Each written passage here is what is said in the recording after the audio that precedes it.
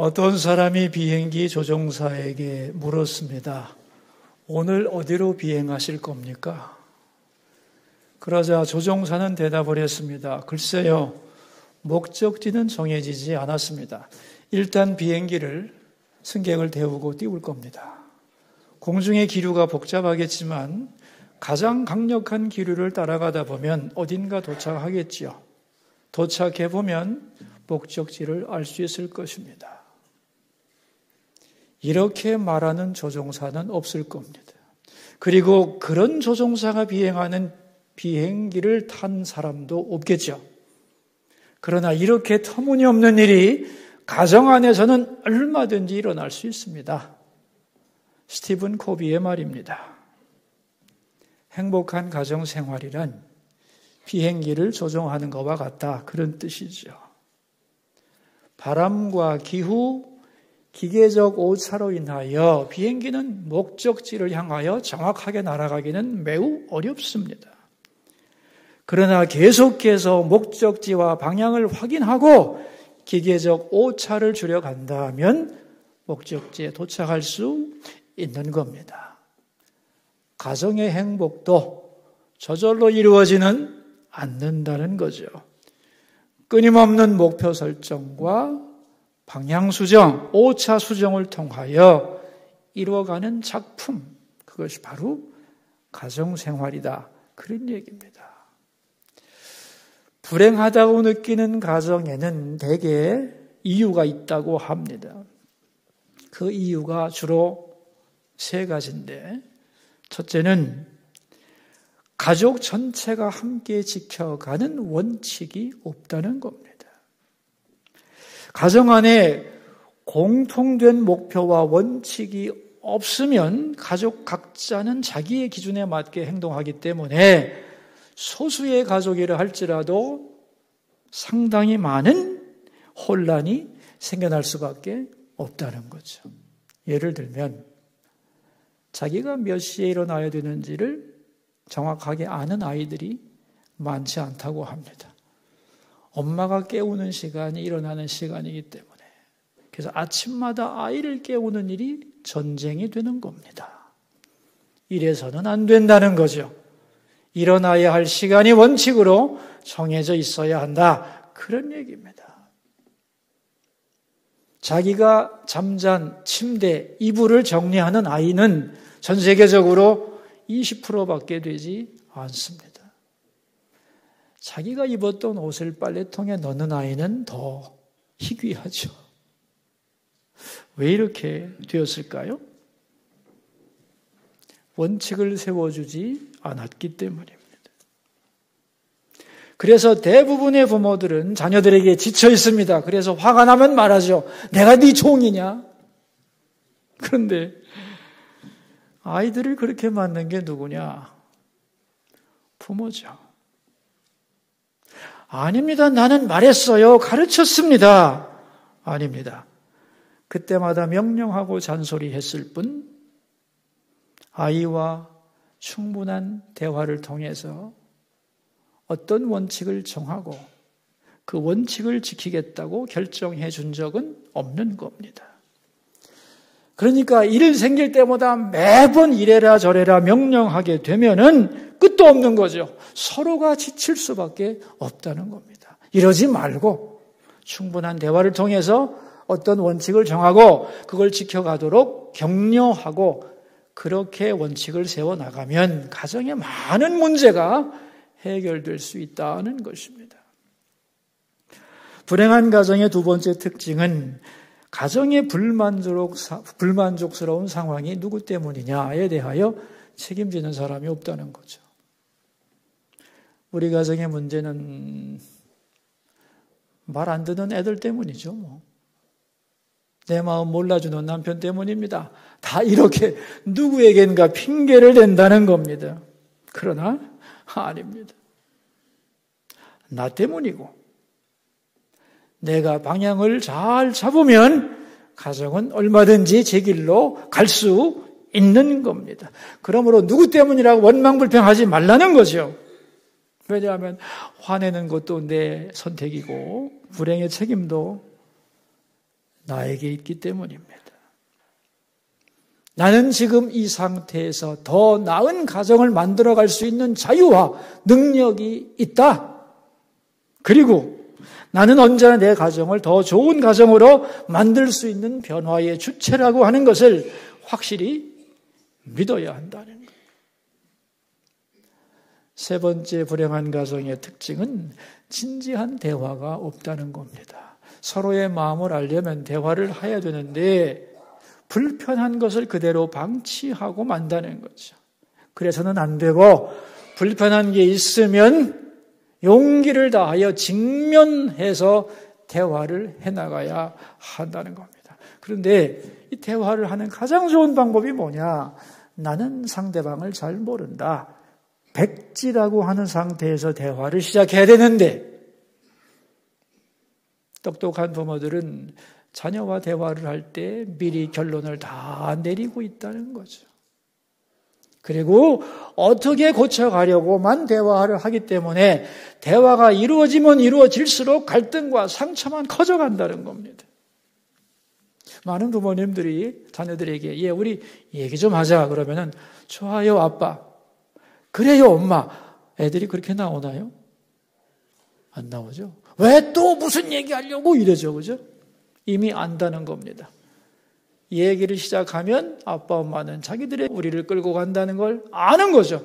그래서 대화하자고 제안을 하면 부모의 성실성을 테스트합니다. 과연 우리 부모님은 마음을 열고 나를 이해하는 대화를 할 용의가 있는가를 테스트하기 위해서 거절하고 퉁명스럽게 반응하는 거죠.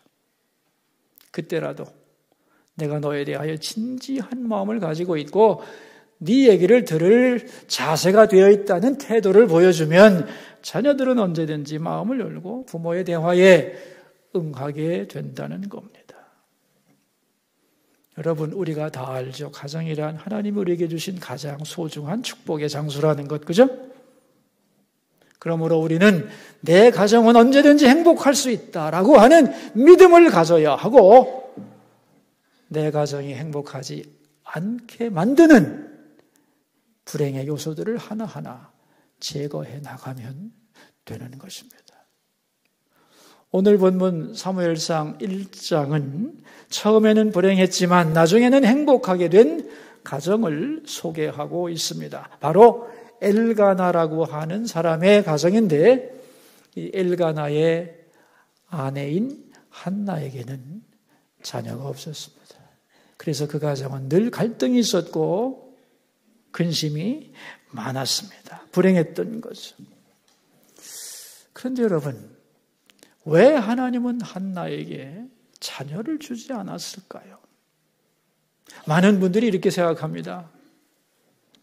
한나에게는 원래 하나님이 자녀를 줄 생각이 없었는데 한나가 간절히 기도하니까 하나님이 그 기도를 들으시고 사무엘이란 아들을 선물로 주셨다고 믿죠. 네, 아닙니다. 여기에는 훨씬 더 깊은 비밀이 숨겨져 있는 겁니다. 여러분, 사무엘이 누구냐 하면 이스라엘의 위대한 지도자입니다. 최고의 사사였고 왕정시대로 넘어가는 데 있어서 가장 중요한 지도자가 사무엘이라는 사람이에요. 그런데 이런 사람이 갑자기 예정에 없다가 어머니의 기도 때문에 하나님이 부랴부랴 사무엘을 선물로 주시느냐? 그럴 수는 없는 거죠. 한 인생의 탄생이란 성경에 보면 만세 전에, 창조 이전에 예정하셨다고 그러잖아요. 그러니까 어머니의 기도에 의하여 사무엘이 탄생하는 게 아닙니다. 사실은 이스라엘 역사를 위하여 사무엘을 보내야 되는데 이 사무엘을 잘 길러낼 어머니가 필요했던 거죠. 그러니까 한나의 기도 때문에 사무엘이 태어난 것이 아니고 사무엘을 보내기 위해서 한나가 기도로 준비하는 시간이 필요했던 거죠. 왜냐하면 한나도 다른 여자와 하나도 다를 바 없는 똑같은 여자였거든요. 그걸 나타내는 증거가 1장에 많이 나옵니다. 먼저 우리 6절 말씀을 함께 읽어보도록 하겠습니다. 6절, 1장 6절. 여호와께서 그에게 임신하지 못하게 하심으로 그의 적수인 브닛나가 그를 심히 격분하게 하여 괴롭게 하더라. 둘째 부인인 브닛나가 한나를 충동하는데 거기에 늘 격분했던 여자가 누구냐? 한나였다는 거예요. 8절입니다. 그의 남편 엘가나가 그에게 이르되 한나여 어찌하여 울며 어찌하여 먹지 아니하며 어찌하여 그대의 마음이 슬프냐? 내가 그대에게 10 아들보다 낫지 아니하냐? 남편이 말합니다. 내가 당신을 얼마나 사랑하는지, 당신만 사랑하는 내가 있는데 내가 당신에게 10 아들보다 낫지 않느냐? 그렇게 근심한다면 나는 당신에게 어떤 존재냐? 나 때문에 기뻐할 수 없고 만족할 수 없느냐? 내가 10 아들보다 낫지 않냐? 여기에 대하여 한나는 위로가 되지 않았습니다. 여러분, 이 남편의 말을 말이죠. 하나님이 하신 말씀이라고 한번 바꿔보면 굉장히 새롭게 들릴 겁니다. 하나님이 한나에게 말씀합니다. 한나야, 너 왜 그렇게 슬퍼하니? 내가 너에게 10 아들보다 낫지 아니하냐? 내가 너에게 10 아들보다 낫지 아니하냐? 그러나 한나는 계속 슬퍼합니다. 그러니까 한나에게는 하나님도 남편도 도무지 위로가 되지 않는 겁니다. 왜냐하면 아이가 없다는 사실, 거기에 한나의 마음이 오로지 집중되었기 때문에. 자, 여러분, 지금 한나의 마음은 아이 생각에 꽉 차 있는 겁니다. 이런 상태에서 아이가 태어나면 어떻게 될까요? 그 아이에 대한 집착이 대단하겠죠? 브닛나의 아이들과 항상 경쟁의식을 가지고 비교하겠죠? 그리고 사무엘을 통하여 하나님이 이루고자 하시는 그 뜻에 대하여 가장 큰 방해물이 누구냐? 엄마죠, 뭐. 그래서 하나님은 한나의 마음이 변해야 되기 때문에 한나가 기도하지 않을 수 없도록 만들어갑니다. 하나님은 한나가 어떻게 변화되기를 원했는가 하면은 10절인데 우리 10절을 한번 읽어볼까요? 한나가 마음이 괴로워서 여호와께 기도하고 통곡하며, 자, 이제 이 슬픈 마음을 하나님께 털어놓으며 기도하는데 통곡을 했다고 했습니다. 그리고 뒤에 15절에 가보면은 제사장 앞에서 자기가 어떻게 기도했는가를 제사장 앞에 얘기를 하는데 우리 15절도 한번 읽어보겠습니다. 한나가 대답하여 이르되 내 주여 그렇지 아니하니이다. 나는 마음이 슬픈 여자라. 포도주나 독주를 마신 것이 아니요 여호와 앞에 내 심정을 통한 것뿐이오니 내 심정을 여호와께 통했다. 직역하면 내 마음을 하나님 앞에 완전히 쏟아놓았다. 이런 뜻입니다. 그러니까 아들에 대한 갈망으로 꽉 차있던 한나의 마음을 하나님 앞에 다 쏟아놓았습니다. 자녀에 대한 집착하는 마음이 다 빠져나가고 통곡한 그 마음, 그 빈 마음에 하나님이 들어오세요. 그래서 한나의 마음이 하나님으로 꽉 차게 됩니다. 그래서 나온 변화가 뭐냐 하면은 얼굴에 근심빛이 사라집니다. 한나의 변화를 우리말로 표현하면 이렇게 됩니다. 하나님, 제 마음이 자녀에 대한 문제로 꽉 붙들려 있다가 이제 내 마음이 하나님으로 가득 찼습니다. 하나님이 10 아들보다 훨씬 낫습니다. 이제는 눈에 보이는 아들 없어도 하나님만으로 만족할 수 있습니다. 이렇게 변한 겁니다. 기도의 결과. 그래서 어떤 말을 하게 되느냐 하면 바로 11절 그 밑에 함께 읽읍시다. 11절. 서원하여 이르되 만군의 여호와여 만일 주의 여종의 고통을 돌보시고 나를 기억하사 주의 여종을 잊지 아니하시고 주의 여종에게 아들을 주시면 나의 평생에 그를 여호와께 드리고 삭도를 그의 머리에 대지 아니하겠나이다. 아들을 주시면 이제 아들을 하나님께 바치겠습니다. 고백합니다. 근데 여러분, 한나가 안 바쳐도 자식은 하나님 겁니다. 아멘이죠? 원래 하나님 거라고요, 자식이.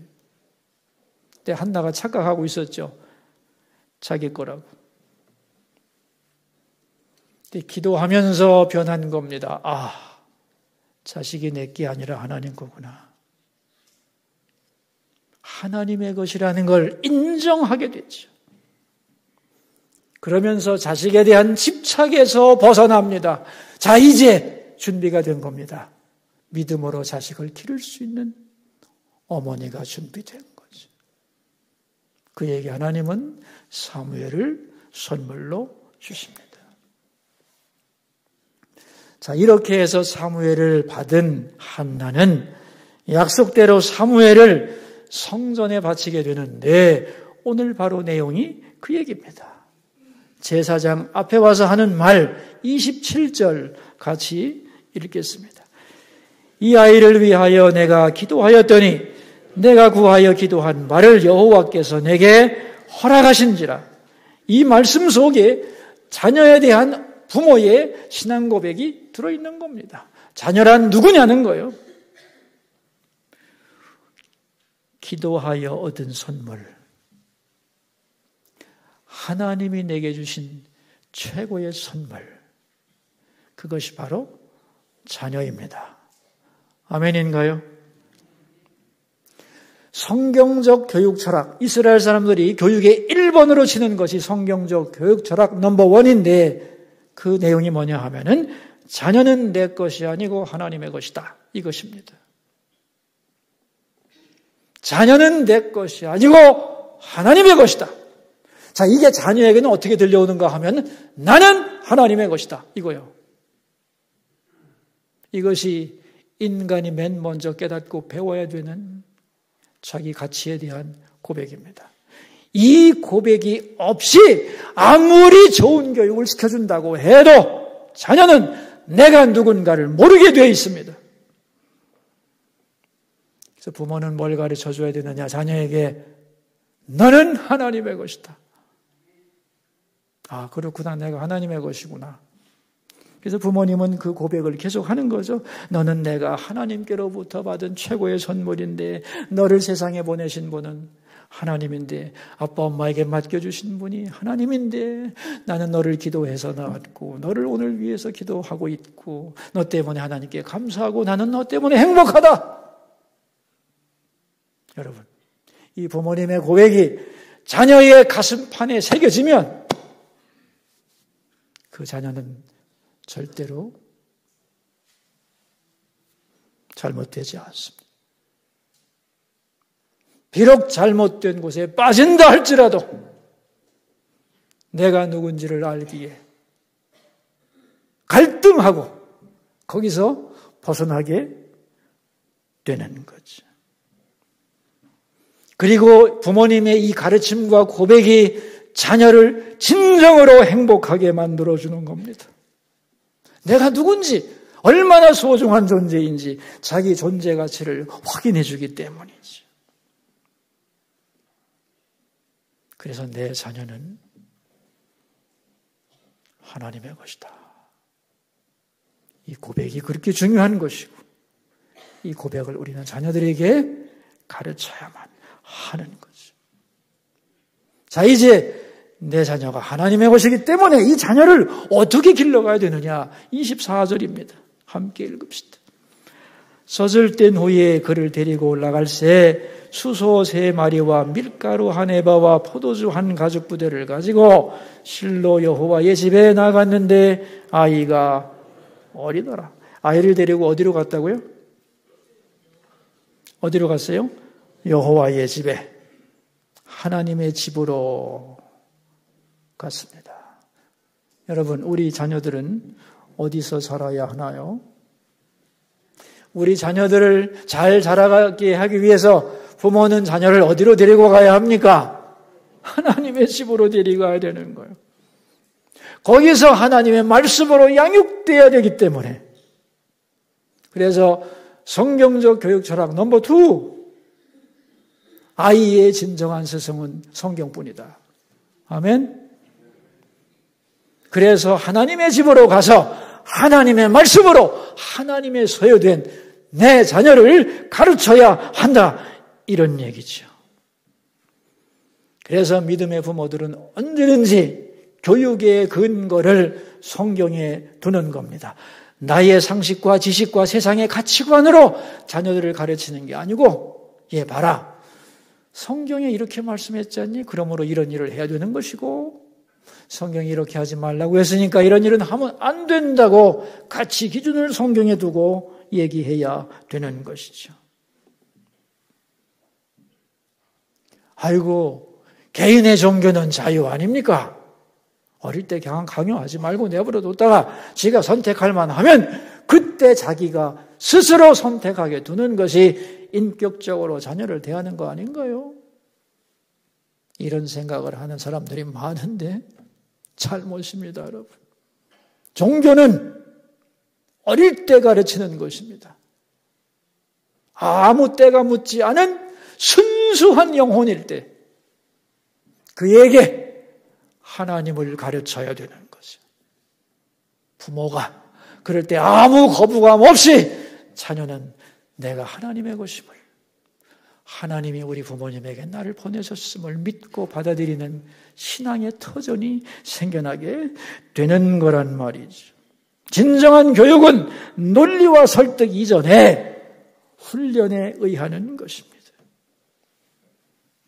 그래서 모든 부모는 하루라도 빨리 자녀들을 하나님의 집으로 데려와야 하는 거예요. 와서 말씀으로 훈련받고 주의 교양으로 커갈 수 있도록 해주어야 하는 겁니다. 자, 이제 한나는 데려온 자녀를 어떻게 하느냐? 하나님께 드립니다. 28절인데 같이 읽읍시다. 그러므로 나도 그를 여호와께 드리되 그의 평생을 여호와께 드리나이다 하고 그가 거기서 여호와께 경배하니라. 여기 재미있는 말이 있죠. 나도 그를 드리나이다. 그러니까 내가 하나님께 드리기 전에 뭐 했다는 거예요? 하나님이 그 자녀를 나에게 주셨다는 거죠. 그러므로 하나님이 주신 자녀, 저도 하나님께 자녀를 드립니다. 이래야 된다는 거죠. 여러분, 자녀는 나의 것이 아닙니다. 나의 꿈을 이루어주는 부속물이 아닙니다. 자녀를 기르는 목적은 하나님께 드리는 겁니다. 하나님을 위해 일할 사람으로 길러가는 것입니다. 하나님이 그 아이를 세상에 보내시고 그 아이를 통해서 하시고 싶은 일을 할 수 있는 자녀로 부모가 길러가는 거죠. 하나님이 주신 은사와 재능을 꽃피게 해주는 겁니다. 너는 하나님을 위해 살아야 된다고 가르쳐야 하는 것이죠. 하나님을 위해. 오늘 28절에 보면 이렇게 나오죠. 그가 거기서 여호와께 경배하니라. 그가 거기서 여호와께 경배하는 것은 하나님이 하실 일입니다. 우리가 할 일은요, 하나님 전까지 데리고 가서 아이를 하나님께 위탁하는 거예요. 그럼 하나님이 책임지신다는 겁니다. 이것을 분명하게 기억해야 합니다. 얼마 전에 제가 잘 아는 분이 평신도로 중국 선교사로 갔다가 이제 귀국을 했는데, 원래 이분이 50이 넘어서 이제 이 선교사로 갔거든요. 한 10년 가까이 하고 돌아왔는데, 원래 20대 후반에 선교사로 헌신을 했습니다. 근데 이분이 맏아들인데, 부모님이 신앙이 아주 좋은 분들인데, 이 마지가 중국 선교사로 가겠다고 하니까 너무너무 실망하고 마음이 아파서 자녀를 못 가게 했습니다. 네가 왜 가냐? 다른 사람은 몰라도 너는 안 된다. 한국에서도 얼마든지 신앙생활 잘할 수 있지 않느냐? 그러므로 내 일을 이어받아서 해라. 단호하게 막았어요. 그리고 이제 사업을 오랫동안 했는데 50이 넘어서 결국은 다 정리를 하고 뒤늦게 나가게 됐습니다. 그분이 나가면서 했던 말이 있습니다. 진작 보내셨다면 아버지하고 나하고 관계도 좋았을 거고 이렇게 뒤늦게 고생 안 했을 텐데 참 그런 말을 했습니다. 여러분, 자녀가 선교사로 간다고 할 때 말리고 싶은 부모가 많을 것이고 말릴 수도 있죠. 권면할 수 있죠. 부모의 마음은 그럴 수 있습니다. 그러나 자녀가 아닙니다. 그래도 나는 하나님께 받은 소명이 이것입니다. 라고 끝까지 얘기한다면 허락을 해야죠. 그래, 네가 하나님의 부름을 받았다면 어떻게 할 수가 없구나. 그래, 가라. 가서 하나님께 충성해라. 우리는 뒤에서 힘껏 기도할게. 이렇게 했으면 얼마나 좋았을까. 그런 생각을 하곤 했습니다. 자녀를 하나님께 바치는 거 어려운 일이죠. 그러나 우리는 자녀가 하나님 앞에서 자기의 길을 가는 데 있어서 그걸 지지하고 성원해야 하는 것입니다. 오늘 본문에 보면은 한날은 사무엘을 바쳤죠. 그런데 바치고 나서 손해봤을까요? 바치고 나서 손해보았을까요? 안 봤습니다. 세 아들과 두 딸을 선물로 받습니다.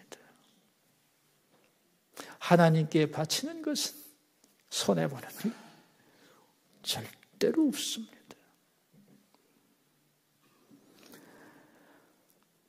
내가 내 자식을 어떻게 길러가야 하나요? 고민하는 부모님들 참 많습니다. 그런데 여러분, 진정 문제는 자녀가 아닙니다. 부모 자신입니다. 문제가 부모에게 있는 겁니다. 부모들이 원칙을 가르치지도 않고 다 자녀 때문이라고 자녀에게 핑계를 돌리고 진지한 대화를 나누지도 못합니다.